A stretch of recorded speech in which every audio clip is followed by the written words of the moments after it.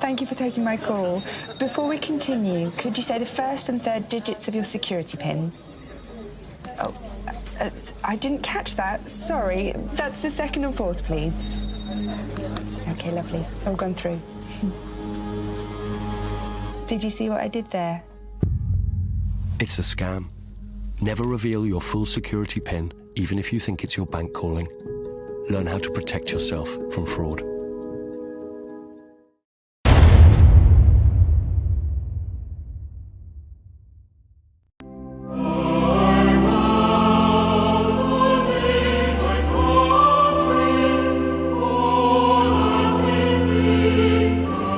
That's the great patriotic hymn, I Vow to Thee My Country, long associated with World War I. 100 years ago this week, on Armistice Day, 1918, much of Europe lay in ruins. The steeples of thousands of churches toppled in the war. The religious establishment on both sides had used their pulpits to support the conflict as a fight for civilisation. But British author and Mail on Sunday columnist Peter Hitchens argues the war had a profound and terrible effect on religion in Europe. He's also released a new book, a polemic about World War II, called The Phony Victory. But for now, Peter Hitchens recalls the devastation across the continent on the morning of Armistice Day. A lot of it is still largely unknown because it took place in the east, and there had been immense fighting and colossal damage on the Eastern Front, which in my view was probably the main front of the war between Germany and Russia and Austria-Hungary.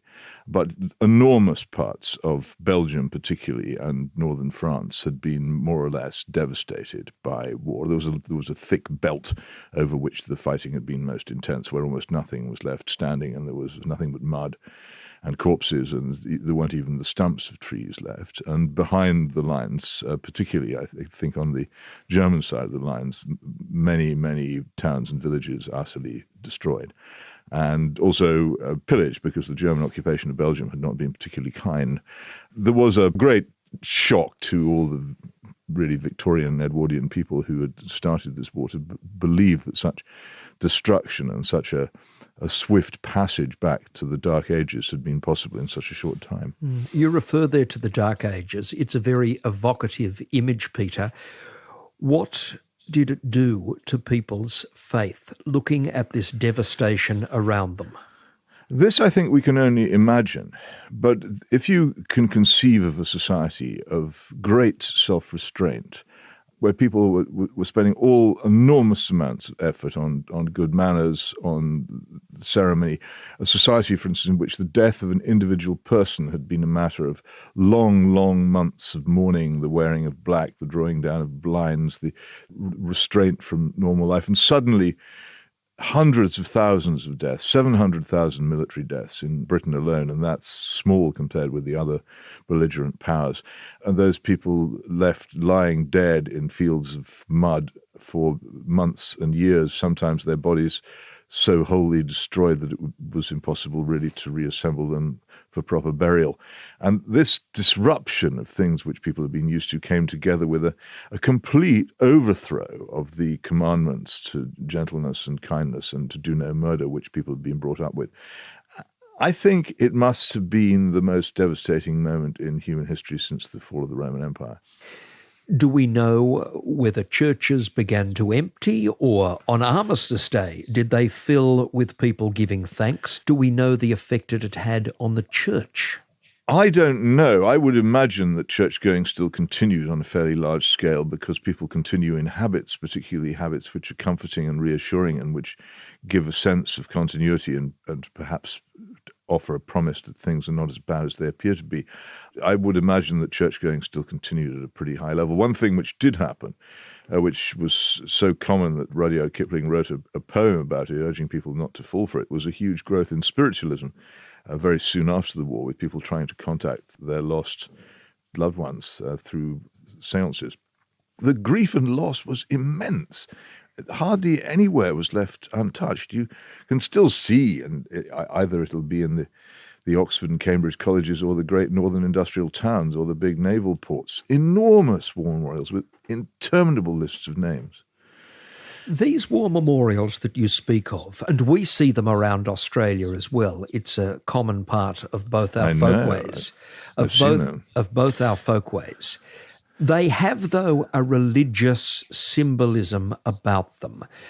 In that sense, was religion not able to use the war to enhance itself, I guess? Well, perhaps there might have been a temporary way in which it did so. I wasn't there to see, but I think that deep down people must have wondered how it could be that a religion of peace and love and brotherhood could have endorsed a war which, for all its many claims of being a great war for civilization and a war against barbarism, had in fact been so barbaric. I think the final blow to it came because the other thing which people used to refer to the war as was the war to end war. And I think quite a lot of people still believed right into the 1930s that the First World War had been so serious and had been so disastrous that humanity would never again do anything so foolish. But when the guns began to fire again in September 1939, the war to end war was obviously not so. And I think it was probably that disillusionment that struck the final blow at the keystone of the arch of widespread Christianity in those societies which had been embroiled in the war. You mentioned a key phrase there. What were the words that were engraved on the bronze medal that was given to your grandfather? Not to my grandfather, to my great-uncle. My great-uncle? I never saw my grandfather's medal. My great-uncle, who was at the Battle of Jutland. The Great War for Civilization. That's what it said. And why do you speak of it with such irony?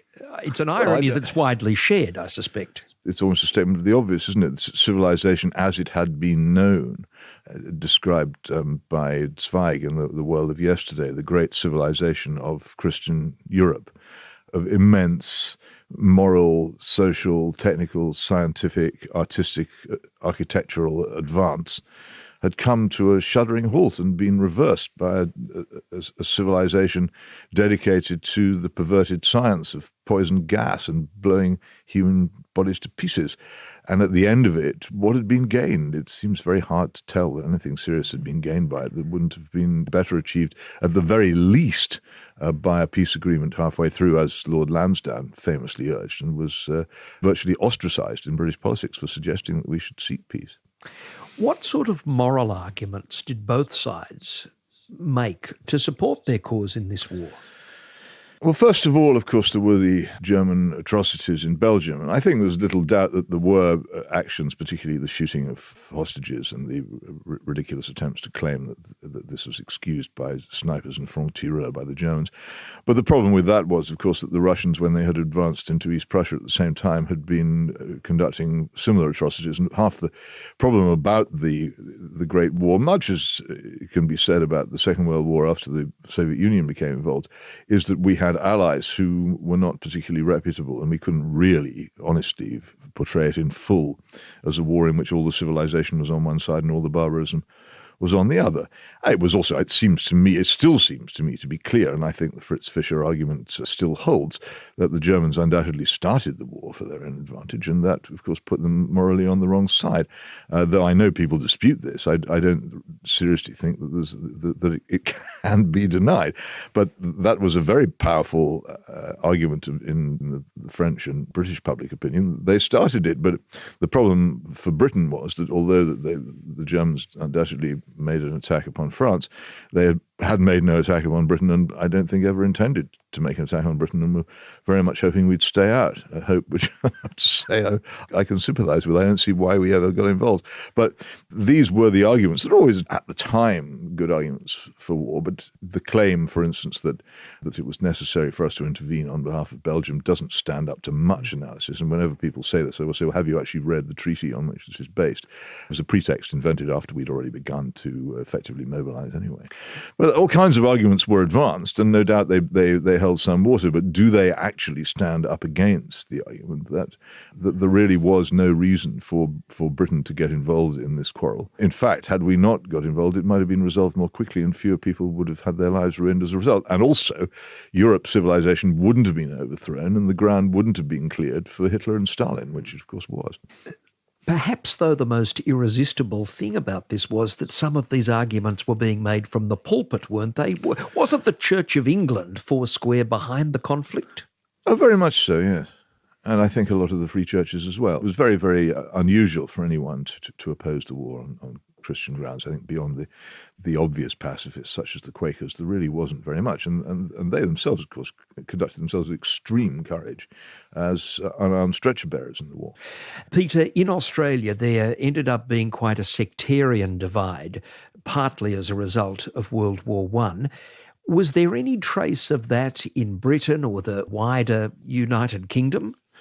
Britain or the United Kingdom at the time was quite divided anyway because of the Irish question and the strong desire for home rule among particularly Roman Catholic Irishmen and the strong opposition to it among Protestant Irishmen. And that remained a problem throughout the war, and it became particularly a problem when conscription was introduced in England, Scotland and Wales, and not in Ireland because it was felt politically impossible. And of course it also became a problem after the Easter Rising of 1916, which was at the time it broke out a minority action of fanatical extremists, but because of the considerable ruthlessness with which it was put down and the leaders were executed, became a major cause of what is still a permanent and unhealed breach between Englishmen and Irishmen.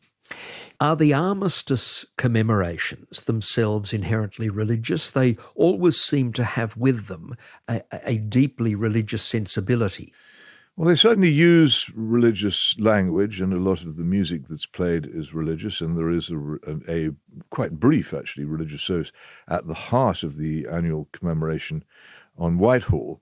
But it seems to me that if you examine it carefully, there is a mixture of the secular and the religious, and it's quite hard for religion to say much more than that the great and noble deeds of the dead should be commemorated. I think if the church were asked to say much more about the war, especially as the years go by, it might find it harder to put any kind of seal of approval upon it. But that's not asked on these occasions. What's asked on these occasions is that we properly remember the courage and the loss, which indeed we should do, and which it's quite proper for the church to take part in.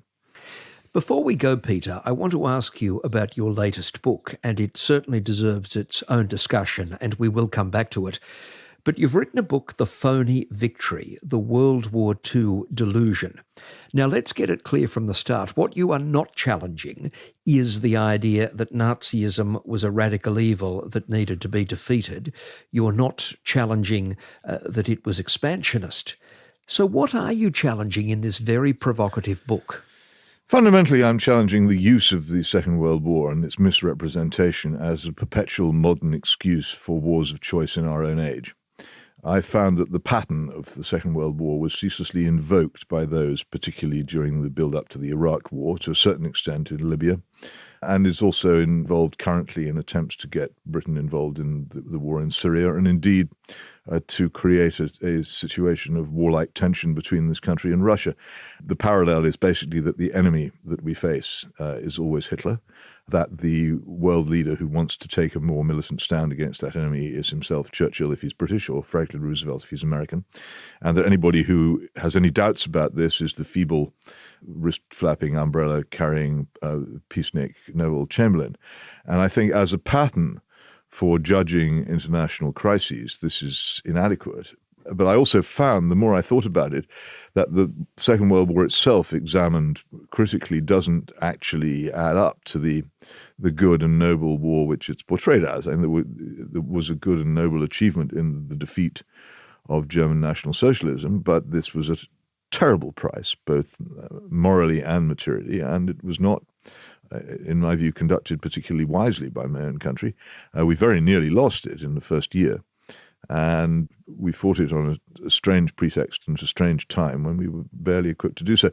And also there are aspects of it, particularly the deliberate bombing of German civilians, which we did, and which it was, though many people try to deny this to themselves, and the appalling, gigantic and savage ethnic cleansing, mainly of wholly innocent women and children, during the expulsions of Germans from Central Europe after the war under the Potsdam Agreement, an event largely unknown not to professional historians, but to even quite well-educated people.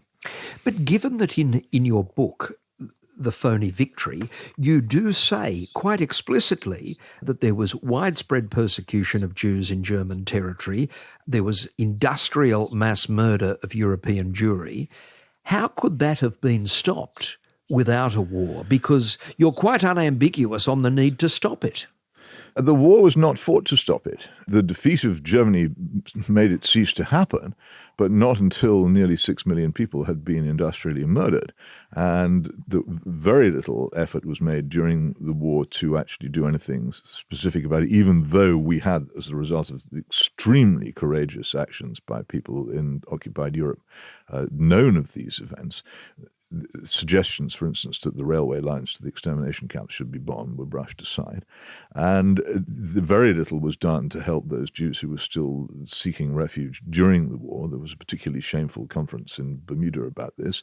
And at the very outbreak of the war, just before the very outbreak of the war, Britain had pretty much closed its then colony of Palestine to further Jewish immigration, just at a time when Jews most needed a place of refuge. So to portray ourselves as being the saviors of the Jews, except more or less coincidentally, seems to me to be to pat ourselves on the back for something we didn't actually intend to do, but which was a beneficial result of the war that we fought. And I think we should be clear about that. There wasn't actually much of an effort in that. I know many people, it's a very common belief in Western societies that the war was fought in some way to save the Jews of Europe. Well, it did save the Jews of Europe, but it didn't do so because that's what it was intended to do. It was a side effect. And I think that to glorify ourselves in this way is to pat ourselves on the back for something that we don't really deserve to pat ourselves on the back for.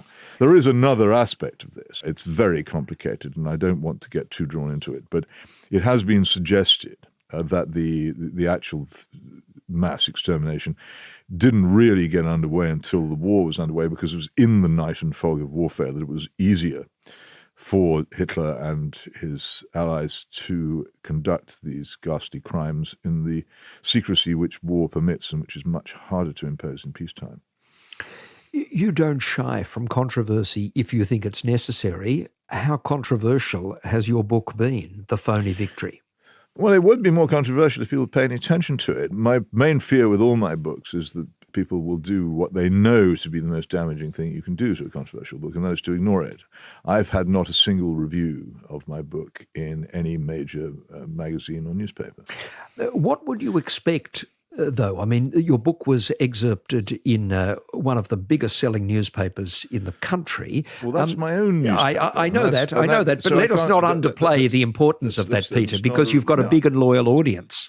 I have, but that audience tends to be largely, I mean, on this occasion probably not, but largely people who agree with me. The fact is, I'm not a wholly obscure person. The Second World War is a subject which is still a matter of complete fascination, which keeps the British publishing industry in business. We just had yet another biography of Winston Churchill, for goodness sake. Is there anything else we don't know about him? And about 40 books about the Special Operations Executive and spies and all the rest. It comes all the time. If you put the swastika on the front of a book, it'll sell like anything. It's an obsession. And this book, which makes in my view, a controversial and an interesting case, it's a polemic, not a history book, you would have thought would attract some attention, but almost total silence is what I get. That's just an aspect of British publishing which I have to live with. So I have to let people know about it in other ways. Why did you feel the need to write The Phony Victory, Peter? I wrote it because I was sick of my country taking part in foolish and ill-thought-out wars of choice. My patience finally ran out over Libya when we destroyed an undoubted despotism and created instead a cauldron of blood and screams, and pretty much created the enormous wave of mass immigration, which is now transforming the whole of Western Europe in irrevocable ways, which will go on and echo in modern history for decades to come. And this was done by people who were clueless about what they were doing, but who believed that they were noble war leaders in the line of succession to Winston Churchill. And I thought, time has come, really, to point out that this is not a good guide to foreign policy, that starting wars is not necessarily glorious, that the man who makes the militant warlike statement is not necessarily the person doing the good thing. Eventually, this led me back to examining the whole Second World War story itself and finding that the myth which I'd grown up with and which I had largely believed and espoused doesn't stand up to examination. You are the son of a 30-year British naval veteran. In the 7 or 8 years that we've been friends, I've always known you to show great respect and reverence to the veterans of war. Did you ever worry that you would be offending or upsetting veterans, the very people whom you revere so often? Well, it's possible that I might have. My experience, certainly from my own father, was that those who have direct experience of war are much less sentimental about it and much less inclined to be elevated to heights of nobility by it than those who've not experienced it, because they've seen, in my father's case, at the Battle of the North Cape and the sinking of the German battle cruiser Scharnhorst, they've seen people dying in the water, freezing to death because there was no time to rescue them. They've seen what happens to a great ship when it's pounded for hours with high explosive, and they've been under fire themselves, and they've lost, in the case of my father, huge numbers of the people that he'd spent his naval years knowing and becoming good friends with, gone forever. And I don't think people who've really experienced it are that inclined to be sentimental or to listen to grandiose speeches by politicians who've never thought about it. And my father was himself, in some ways, the origin of my own dad, because he would sometimes, late in the evening, when he'd become a bit morose, would say, well, we won the war, or did we? Because he was by no means sure that the country that he found his middle age and old age in was a victorious country in any major aspect. It didn't look like one to him. And he did wonder what had actually been achieved by it. Sometimes you will offend people. Myself, I think that those who actually fought in war are more level-headed about it than anybody else. And I think many of them will probably look at what I've written and see some sense in it. I would never, ever, not for one moment, show any disrespect to anybody who went out and faced an armed enemy. Not ever. I can vouch for that. This is a conversation to which we will return. The Phony Victory is Peter's latest book, The Phony Victory, The World War II Delusion. Peter Hitchens, as always, great to have you on the Religion and Ethics Report. It's always a pleasure to be with you, Andrew.